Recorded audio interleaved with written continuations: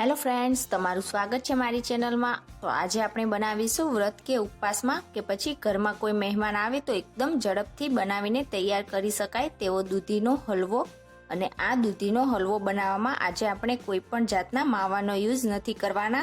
બસ અમુક નાની નાની વાતનું ધ્યાન રાખશો તો તમારો હલવો પણ બિલકુલ કાળો નહીં પડે અને એકદમ ટેસ્ટી બનીને તૈયાર થશે। તો ચાલો બનાવીએ। રેસીપી સારી લાગે તો વિડીયોને લાઇક, શેર અને ચેનલને સબસ્ક્રાઇબ જરૂરથી કરજો। તો સૌથી પહેલા તો દૂધીનો હલવો બનાવવા માટે તમારે કેવી દૂધીની પસંદગી કરવાની છે તે હું તમને જણાવી દઈશ। તો દૂધીનો હલવો બનાવવા માટે હંમેશા આ રીતે એકદમ ફ્રેશ અને ગ્રીન દૂધી હોય તેવી દૂધીની તમારે પસંદગી કરવાની છે। જો તમે એકદમ પાતળી દૂધીનો યુઝ કરશો તો પાતળી દૂધીમાં પાણીનો ભાગ થોડોક વધારે હોવાથી દૂધીના હલવાનો ટેસ્ટ બિલકુલ પણ સારો નહીં લાગે। તો જે દૂધીની સ્કિન પતલી હોય અને તેનો દળનો ભાગ થોડોક જાડો અને કડક હોય તેવી દૂધીની તમારે હલવો બનાવવા માટે પસંદગી કરવાની। તો અહીંયા મેં દૂધીનો હલવો બનાવવા માટે એક ફ્રેશ દૂધી લઈ લીધી છે। વજનમાં જોઈએ તો લગભગ 500 થી 700 ગ્રામ જેટલી આ દૂધી હશે। તો હવે સૌથી પહેલા તો આપણે દૂધીના ઉપરના ભાગને અને નીચેના ભાગને કટ કરી લઈશું અને પીલરની મદદથી આપણે દૂધીની છાલ નીકાળીને તૈયાર કરી લઈશું।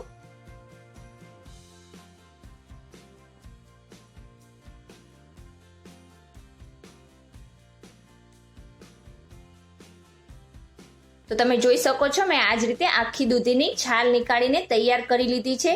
હવે હલવો બનાવવા માટે આપણે દૂધીને ખમણવાની છે। તો તેના માટે આપણે દૂધીના 3 ટુકડા કરી લઈશું જેનાથી આપણને દૂધી ખમણવામાં આસાની રહેશે।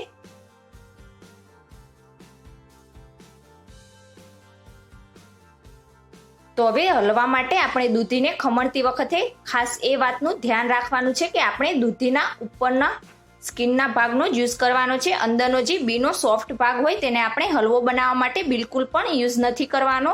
જો તમે અંદરના સોફ્ટ ભાગનો વધારે પડતો યુઝ કરશો તો જ્યારે તમે હલવો બનાવશો તો તેમાંથી ઘણું બધું પાણી અલગ થશે અને દૂધીને કૂક થવામાં પણ વધારે સમય લાગશે। તો હલવો તમારો થોડો કાળો થશે।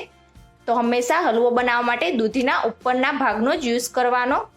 તો હવે દૂધીને ખમણવા માટે આપણે એક પ્લેટ ઉપર ખમણી રાખીશું। તો દૂધીને આપણે આ રીતે મીડિયમ સાઇઝનું ખમણ હોય તેનાથી જ ખમણીશું। તો જો તમે એકદમ ઝીણા ખમણથી દૂધીને ખમણશો તો જ્યારે તમે હલવો બનાવશો તો તે વધારે ટેસ્ટી નહીં લાગે। તો હવે આપણે આ રીતે દૂધીને ખમણ ઉપર ઊભી રાખીશું અને દૂધીના ઉપરના ભાગને આપણે ખમણી લઈશું।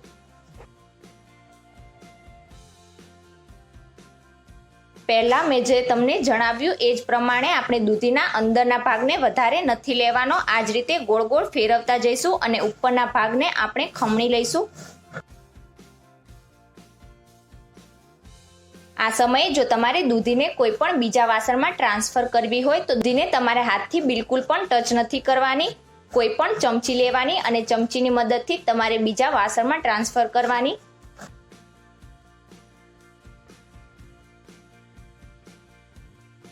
તો તમે જોઈ શકો છો આ જ રીતે મેં બધી જ દૂધીને એકદમ સારી રીતે ખમણી લીધી છે અને જે અંદરના બીજનો ભાગ હોય તેનો બિલકુલ પણ યુઝ નથી કર્યો। તો જો તમે આ અંદરના સોફ્ટ ભાગને ફેંકવા ના માંગતા હોય તો તમે તેમાં બીજી તાજી દૂધી ઉમેરીને આ દૂધીનો સૂપ પણ બનાવી શકો છો। અને જો સૂપ બનાવવા ના માંગતા હોય તો તમે થોડીક તાજી દૂધી બીજી ઉમેરીને દૂધીનું શાક બનાવવામાં પણ આ ભાગનો યુઝ કરી શકો છો।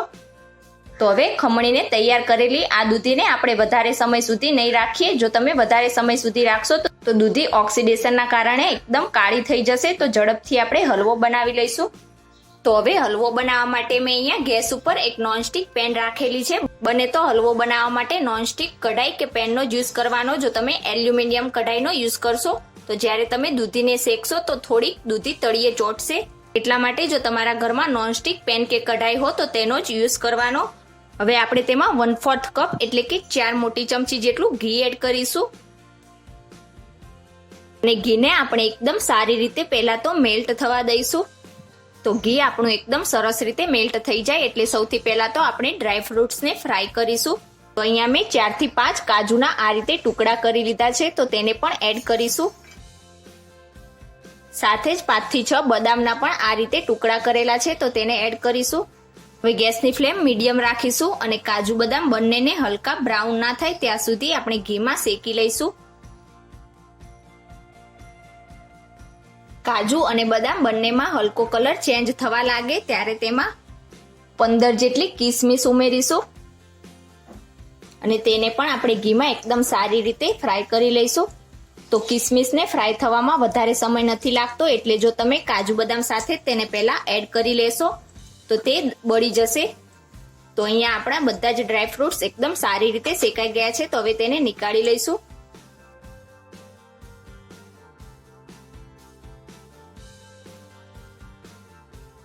હવે આ જ ઘીની અંદર આપણે જે દૂધીને ખમણીને તૈયાર કરેલી તેને એડ કરીશું. તો અહીંયા દૂધીને એડ કરવા માટે તમારે હાથનો યુઝ બિલકુલ પણ નથી કરવાનો. આ જ રીતે ચમચાથી જ એડ કરીશું.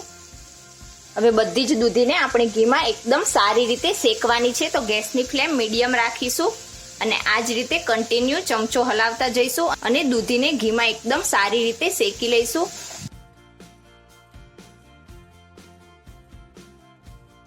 તો આ રીતે દૂધીને પહેલા ઘીમાં શેકવાથી હલવાનો ટેસ્ટ ખૂબ જ સરસ આવે છે. પણ જેમ મેં તમને પહેલા જણાવ્યું એ રીતે જો તમે બીજના ભાગનો વધારે યુઝ કરશો તો તેમાંથી ઘણું બધું પાણી રિલીઝ થશે અને દૂધીને કૂક થવામાં વધારે સમય લાગશે. તો હલવાનો ટેસ્ટ બિલકુલ પણ સારો નહીં લાગે.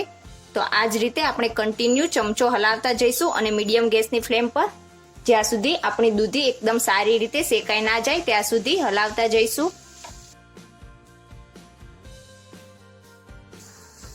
તો આ રીતે દૂધીને શેકાવામાં લગભગ 8 થી 10 મિનિટ જેવો સમય લાગશે અને જ્યારે દૂધી સારી રીતે શેકાઈ જશે ત્યારે તે થોડીક સોફ્ટ થવા લાગશે. તો દૂધીને શેકાતા લગભગ 8 થી 10 મિનિટ જેવો સમય થયો છે અને તમે જોઈ શકો છો આપણી દૂધી પહેલા કરતા ઘણી જ સોફ્ટ થઈ ગઈ છે અને ઘીમાં એકદમ સારી રીતે શેકાઈ ગઈ છે. તો હવે તેમાં 1 કપ જેટલું ફૂલ ફેટ વાળું દૂધ નાખીશું.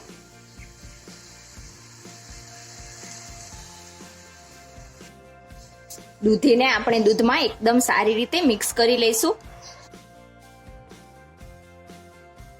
આ સિવાય જો તમે દૂધીમાં મલાઈ નાખવા માંગતા હોય તો ઘરની બનાવેલી મલાઈ તમે 1/4 કપ જેટલી આ જ સ્ટેજ ઉપર ઉમેરી શકો છો.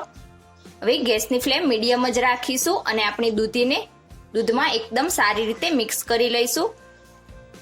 તો હવે આપણે તેને ઢાંકણ ઢાંકીને 2 થી 3 મિનિટ માટે થવા દઈશું.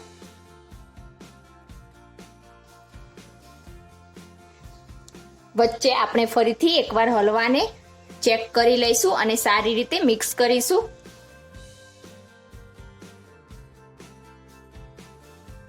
તો જ્યાં સુધી આપણે જે દૂધ એડ કરેલું તે બધું જ દૂધ જ્યાં સુધી બળી ના જાય ત્યાં સુધી આપણે હલવાને કૂક કરીશું. તો ફરીથી એકવાર સારી રીતે મિક્સ કરી લઈશું અને ઢાંકણ ઢાંકીને તેને મીડિયમ ગેસની ફ્લેમ પર થવા દઈશું. આ રીતે આપણે તેને ઢાંકણ ઢાંકીને થવા દઈશું એટલે આપણી બધી જ દૂધી એકદમ સારી રીતે ફૂલી જશે અને હલવાનો ટેસ્ટ પણ બહુ જ સરસ આવશે.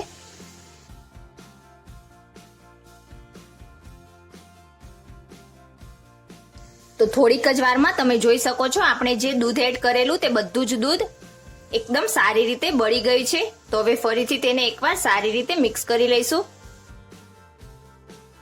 હવે તેમાં 1/3 કપ જેટલી ખાંડ એડ કરીશું. અહીંયા ખાંડનું પ્રમાણ તમે તમારી પસંદ પ્રમાણે વધારે કે ઓછું પણ કરી શકો છો. હવે તેમાં ફ્લેવર માટે 1/4 ટીસ્પૂન જેટલો એલાયચી પાવડર નાખીશું. હવે આપણા હલવામાં એકદમ બજાર જેવો લુક આપવા માટે તેમાં 1/4 ટીસ્પૂન જેટલો ગ્રીન ફ્રૂટ કલર એડ કરીશું. તો અહીંયા ગ્રીન ફ્રૂટ કલર એડ કરવો ટોટલી ઓપ્શનલ છે. જો તમારા ઘરમાં અવેલેબલ હોય તો તમે નાખી શકો છો, નહીં તો જો એમને બનાવશો તો પણ ખૂબ જ ટેસ્ટી લાગશે. તો હવે આપણે બધી જ વસ્તુને એકદમ સારી રીતે મિક્સ કરી લઈશું.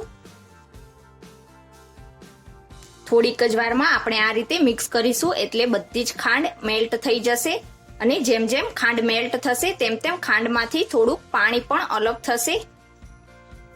તો થોડીક જ વારમાં તમે જોઈ શકો છો આપણા ખાંડમાંથી થોડુંક પાણી રિલીઝ થયું છે. તો હવે આપણે તેને ઢાંકણ ઢાંકીને બિલકુલ પણ કૂક કરવાની જરૂર નથી. જ્યાં સુધી આપણા ખાંડનું પાણી બળી ના જાય ત્યાં સુધી તેને આ રીતે ચલાવતા જઈશું અને આ જ સ્ટેજ ઉપર આપણે જે ડ્રાય ફ્રૂટ્સને ફ્રાય કરીને રાખેલા તેમાંથી થોડાક એડ કરીશું અને બીજા ગાર્નિશિંગ માટે રાખીશું. સારી રીતે મિક્સ કરી લઈશું. તો થોડીક જ વારમાં તમે જોઈ શકો છો આપણે ખાંડમાંથી પાણી અલગ થયેલું તે બધું જ બળી ગયું છે. તો હવે ગેસની ફ્લેમ લો કરીશું અને ઉપરથી તેમાં અડધી ટીસ્પૂન જેટલું ઘી એડ કરીશું. સારી રીતે મિક્સ કરી લઈશું. તો આ રીતે ઘી લાસ્ટમાં એડ કરવાથી આપણા હલવામાં એકદમ સારી એવી શાઇનિંગ આવશે અને ખાવામાં પણ ખૂબ જ ટેસ્ટી લાગશે. તો હવે સારી રીતે મિક્સ કરી લઈશું અને ગેસની ફ્લેમ ઓફ કરીને આપણા હલવાને સર્વિંગ બાઉલમાં નીકાળી લઈશું. તો તૈયાર છે. જોતા જ ખાવાનું મન થઈ જાય તેવો એકદમ લચ્છેદાર અને ટેસ્ટી દૂધીનો હલવો. તો તમે પણ એકવાર ઘરે જરૂરથી બનાવીને ટ્રાય કરજો અને આજની મારી રેસીપી તમને કેવી લાગી એ મને કમેન્ટ કરીને જણાવજો. રેસીપી સારી લાગી હોય તો વિડીયોને લાઇક કરીને તમારા ફ્રેન્ડમાં શેર કરજો અને ચેનલને સબસ્ક્રાઇબ જરૂરથી કરજો. Thank you for watching.